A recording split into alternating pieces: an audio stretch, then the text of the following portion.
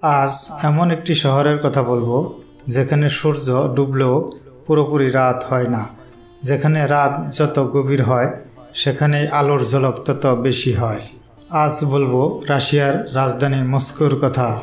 ইতিহাস, সংস্কৃতি, ঐতিহ্য, বর্ণিল স্থাপনের সংমিশ্রণে আবদ্ধ এই শহর পর্যটকদের এক মুহূর্তেই মুগ্ধ করে।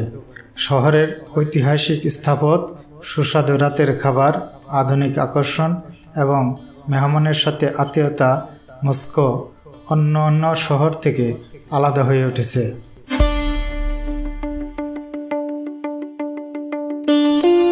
একলা চলো আজকের পর্বে জানব মস্কো শহরের নানা জানা অজানা তথ্য।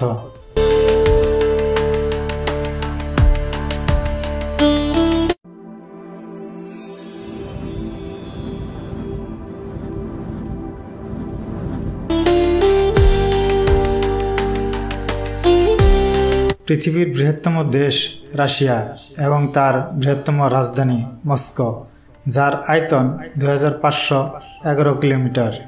শহরটি এতই বড় যে যেখানে বাস করে প্রায় 1,24,00,000 জনসংখ্যার বেশি, আর তার চারপাশে মহানগরীতে বাস করে 2 কোটিরও বেশি জনসংখ্যা। মস্কো সর্বাধিক জনবহুল শহর। মস্কো শুধু রাশিয়ার রাজনৈতিক, প্রশাসনিক ও অর্থনৈতিক কেন্দ্রবিন্দু নয়, বরং রাশিয়ার দিক থেকে ঐতিহাসিক সংস্কৃতি বেশ গুরুত্বপূর্ণ। মস্কো লোকালয়টি প্রতিষ্ঠিত হয় 1147 সালে। মুস্তাজুকি এই শব্দ থেকে শহরের নামটি এসেছে বলে অনেকে মনে করেন।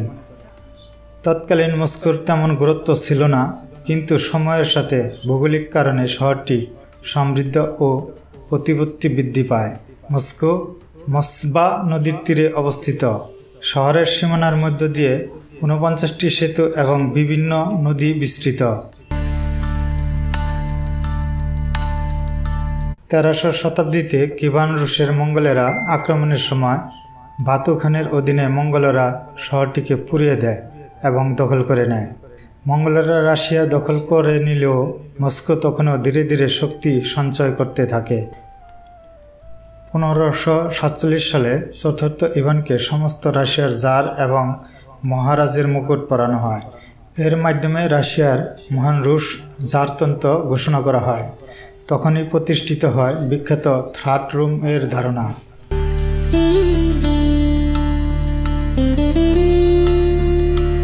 1453 সালে ওসমানী সাম্রাজ্যের কাছে কনস্টান্টিনোপলের পতনের পর রুশ জারই একমাত্র বৈধ অর্থোডক্স শাসক, অর্থাৎ খ্রিস্টান ধর্ম এবং রোম সাম্রাজ্যের আধিপত্য হল মস্কো।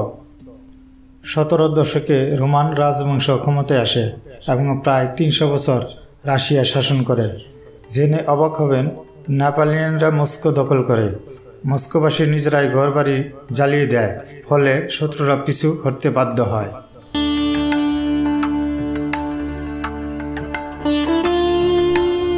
1917 সালে কমিউনিস্ট বিপ্লবের পর মস্কোকে আবার রাজধানী ঘোষণা করা হয়। সে সময় শহরটি সোভিয়েত ইউনিয়নের রাজনৈতিক কেন্দ্র হয়ে দাঁড়ায়। অবশেষে 1991 সালে সোভিয়েত ভেঙে গেলে মস্কো রাশিয়ার ফেডারেশনের রাজধানী হয়। আজও শহরটি ইতিহাস, সাহস আর আধুনিকতার প্রতীক। মস্কো শহর জানতে হলে শুধু ইতিহাস নয়, যাত্রা শুরু করতে হবে এর ঐতিহাসিক ও প্রগতির স্থান থেকে। আর তাই শুরুতেই বলতে হয় মস্কো ক্রেমলিন এর কথা। রাজধানীর কেন্দ্রস্থলে দাঁড়িয়ে থাকা একটি সুরক্ষিত স্থাপনা, দুর্গনগরী, যার লাল ইটের উঁচু দেওয়াল ঘেরা। বাহির থেকে দেখে মনে হয় রূপকথার প্রাসাদ। ভিতরে ঢুকে দেখা যায় একের পর এক স্থাপনা, প্রাচীন গির্জা ও জাদুঘর যেন রাশিয়ার ইতিহাসকে জীবন্ত করে তোলে। ক্রেমলিন ঠিক সামনে দাঁড়িয়ে আছে রেড স্কোয়ার, যা মস্কোর প্রাণকেন্দ্র। লাল ইটের এই গির্জাটি যেন শতাব্দীর পর শতাব্দী রাশিয়ার ইতিহাসের সাক্ষী। দিনের বেলায় এর লাল রং সূর্যের আলোর চকচক করে, আর রাতের আলোকসজ্জায় রহস্যময় করে তোলে। একসময় এই স্কোয়ারে অনুষ্ঠিত হতো সোভিয়েতের কুচকাওয়াজ। আজও দেশের জাতীয় উৎসবে লাখো মানুষের সমাগম হয়। রেড স্কোয়ারের পাশেই রয়েছে সেন্ট ভার্জেন্স ক্যাথিড্রাল। মজার ব্যাপার হলো বাইজেন্টিন খ্রিস্টান ঐতিহাসিক অনুসারে এটি জনপ্রিয়ভাবে জেরুজালেম নামে পরিচিত ছিল। ক্যাথেড্রালটির 9টি গম্বুজ রয়েছে, পেঁয়াজের মতো রঙিন ও ঝলমলে নকশা, প্রতিটি একটি পৃথক গির্জার প্রতীক। এর নকশা আকাশের দিকে তাকিয়ে আছে। 1561 সালে ইভান দ্য টেরিবলের নির্দেশে এটি নির্মিত হয়েছিল। ইভান দ্য টেরিবল এই ক্যাথেড্রালটি দেখে এতই মুগ্ধ ছিলেন যে নকশাকারককে অন্ধ করে দেওয়া হয়, যেন তিনি আর কখনো এমন কিছু বানাতে না পারে। এই ক্যাথেড্রালটি ভেতরে প্রবেশ করলে এর অপ্রত্যাশিত জটিল ও ঝলমলে নকশা আপনাকে নিয়ে যাবে সপ্তদশ শতাব্দীর স্থাপত্যের পূর্বাভাস। ঐতিহাসিক থেকে বেরিয়ে যদি স্বস্তি খুঁজেন তবে আপনাকে যেতে হবে গোর্কি সেন্ট্রাল পার্ক অফ কালচারে। এটি মস্কোর সবচেয়ে জনপ্রিয় নগর উদ্যান, যেখানে সবুজ ঘাস, ফুলে ভরা বাগান আপনাকে শহরের কোলাহল থেকে মুক্তি দিবে। গ্রীষ্মে এখানে মানুষ আসে হাঁটতে বা খোলা আকাশের নিচে কনসার্ট শুনতে।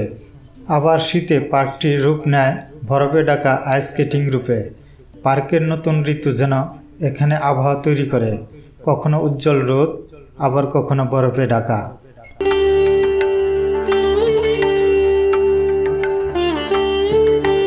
প্রকৃতি আর বিনোদনের আরেকটি আকর্ষণ হলো মস্কো চিড়িয়াখানা। ইউরোপের এই চিড়িয়াখানায় রয়েছে 1000-এরও বেশি প্রজাতি প্রাণী। এখানে দেখা যায় মেরু ভালুক, সাইবেরিয়া বাঘ, বিরল পাখি আর সামুদ্রিক প্রাণী। শিশুদের কাছে এ যেন আশ্চর্য ভ্রমণ, আর বড়দের কাছে জ্ঞান ও বিনোদনের সমন্বয়।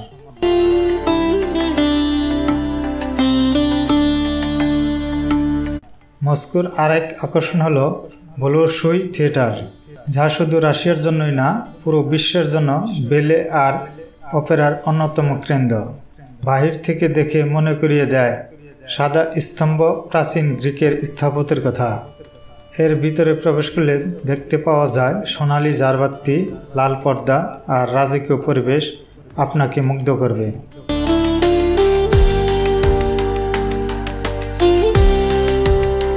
শেষে আসা যাক ধর্মীয় সৌন্দর্যের কাছে। মস্কো ক্যাথেড্রাল মসজিদ হল ইউরোপের বৃহত্তম মসজিদ, যা 2015 সালে নতুন করে উদ্বোধন করা হয়। এর সোনালী গম্বুজ আর মিনার মস্কোর আকাশে অনন্য রং ছড়িয়ে দিয়েছে। ভিতরে প্রবেশ করলে এর ঝাড়বাতি, ক্যালিগ্রাফি চোখ ধাঁধিয়ে দেয়। এটি মনে করিয়ে দেয় যে মস্কো কেবল খ্রিস্টান ঐতিহ্য শহর না, বরং বিভিন্ন ধর্ম ও সংস্কৃতির মিলনস্থল।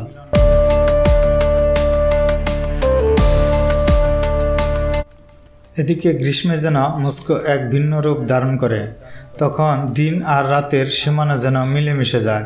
সূর্য পুরোপুরি অস্ত যায় না, বরং দীর্ঘ সময় দিগন্তের কাছাকাছি থেকে শহরকে হালকা সোনালি আলোয় ভরে রাখে। এই আশ্চর্য মিলন মেলাকে বলে বেলিনুসি বা সাদা রাত। রাত যখন গভীর, তখনও শহরের রাস্তাঘাট, পার্ক, নদী নালায় এমন এক আলো ছড়িয়ে থাকে যেন দিন এখনো শেষ হয়নি।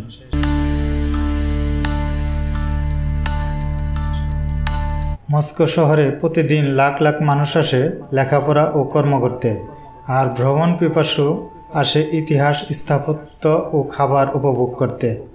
মস্কো এমন একটি শহর, প্রাচীন ও আধুনিকতায় মিলেমিশে শহরকে প্রাণ উজ্জীবিত করে রাখে। মস্কো তার ঐতিহাসিক ঐতিহ্য নিয়ে মাথা উঁচু করে দাঁড়িয়ে থাকুক, এই কামনায় শেষ করছি একলা চলো আজকের পর্ব।